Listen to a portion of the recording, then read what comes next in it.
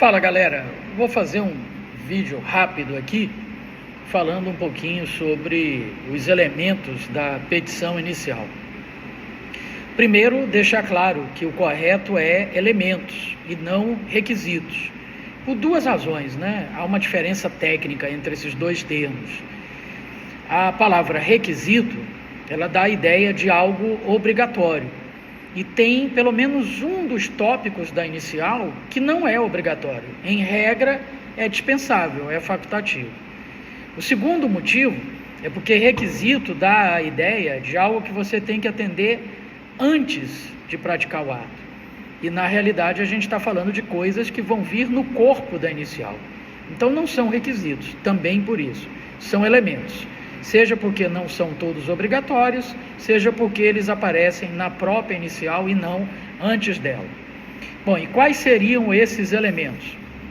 Eles estão previstos lá no artigo 319 do atual Código de Processo Civil. O primeiro deles é o endereçamento, que é onde a gente define o juízo para o qual será dirigida a petição inicial, ou seja, o juízo competente, com base naqueles critérios que a gente aprende na última aula de Teoria Geral do Processo sobre determinação da competência.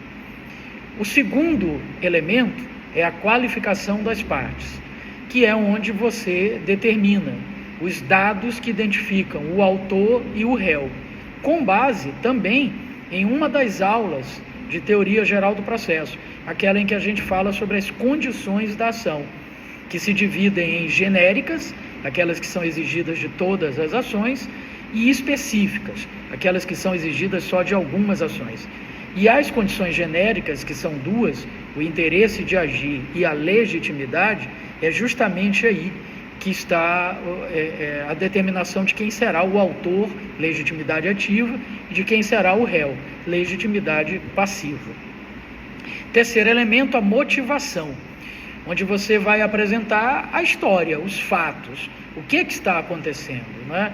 Porque o juiz desconhece o motivo da lide, então você tem que apresentar para ele.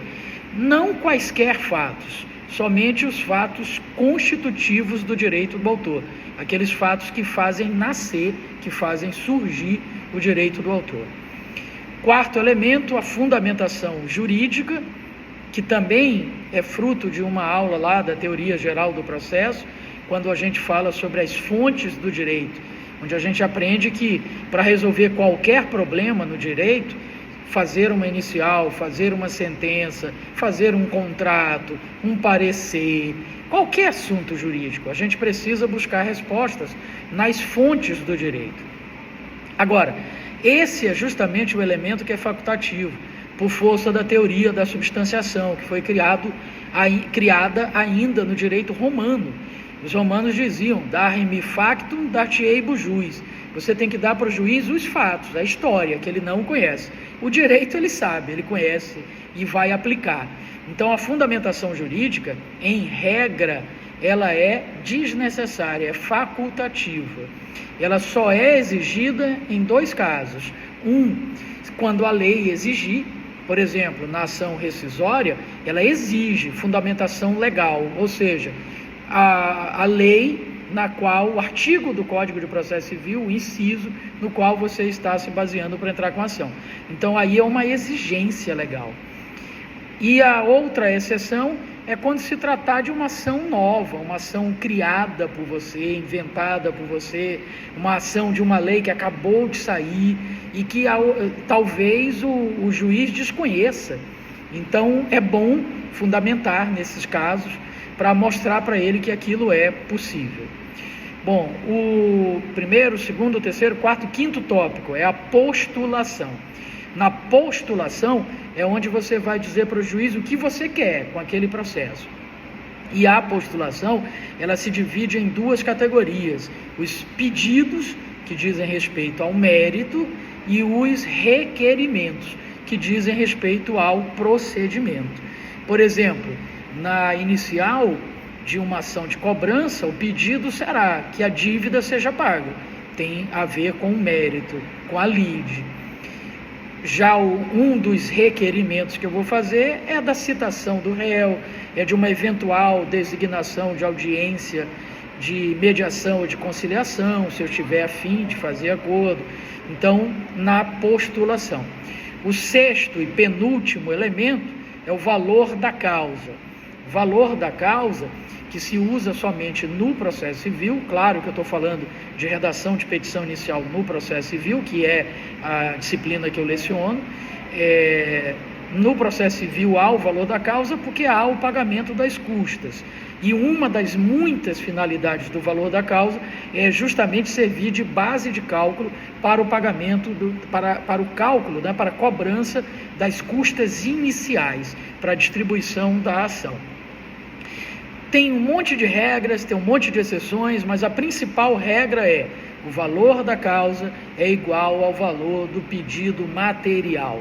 Porque o pedido que está lá na postulação, aquele que se refere ao mérito, ele se subdivide em dois: pedido material, aquilo que o autor quer do réu, e pedido processual, aquilo que o autor quer do Estado. Porque você sabe que o Estado coloca à nossa disposição 3 processos: conhecimento, quando eu quero dele uma declaração; execução, quando eu quero do Estado o cumprimento de uma declaração; e cautelar, quando eu quero do Estado a proteção de uma declaração. Então, esse é o pedido processual. E o pedido material é o mérito em si, aquilo que o autor quer do réu. No exemplo que eu dei da ação de cobrança, o valor da dívida, não é? Então, a regra geral para o valor da causa é: o valor da causa é igual ao valor do pedido material.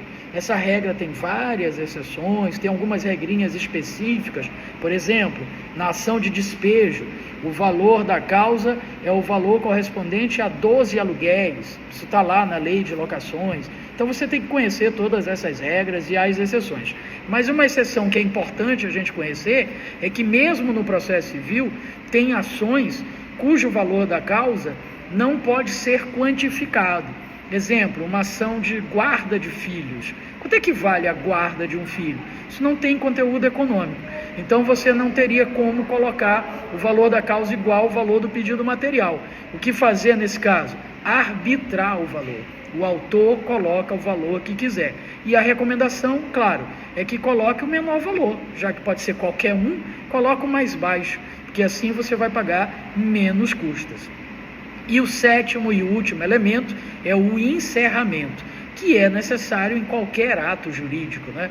Um contrato, uma petição, uma sentença, uma lei, um testamento, uma escritura, qualquer ato jurídico tem que ser finalizado, encerrado. E como é que encerra? Com 3 informações importantes: o local onde foi praticado o ato. Por quê? Por causa da vigência espacial, para você saber se respeitou a lei vigente naquele local. Se eu estou fazendo uma petição inicial aqui, tem que ser com base no CPC daqui, não no da Argentina, por exemplo. A data, para saber a vigência temporal, se você respeitou a lei vigente naquele momento. Se eu estou fazendo a petição inicial hoje, é com base no CPC de 2015. Se eu fizesse há alguns anos atrás, em 2010, por exemplo, seria com base no CPC de 73. E a assinatura do advogado do autor, que em regra é a única pessoa que vai poder assinar a petição inicial. E com isso a gente finaliza os 7 elementos da petição inicial. Aproveito a oportunidade para já avisar que no dia 16 de novembro, no Selma do Renascença, é um sábado, vai ser manhã e tarde, eu vou retomar o meu curso de redação de petição inicial moderna, atual, com muitas dicas, com muitas informações importantes. Já fica atento, porque a qualquer momento eu vou estar divulgando nas minhas redes sociais e você vai fazer a inscrição lá pelo Simpla. Conto com a participação de vocês. Bom final de semana, uma boa noite e até mais.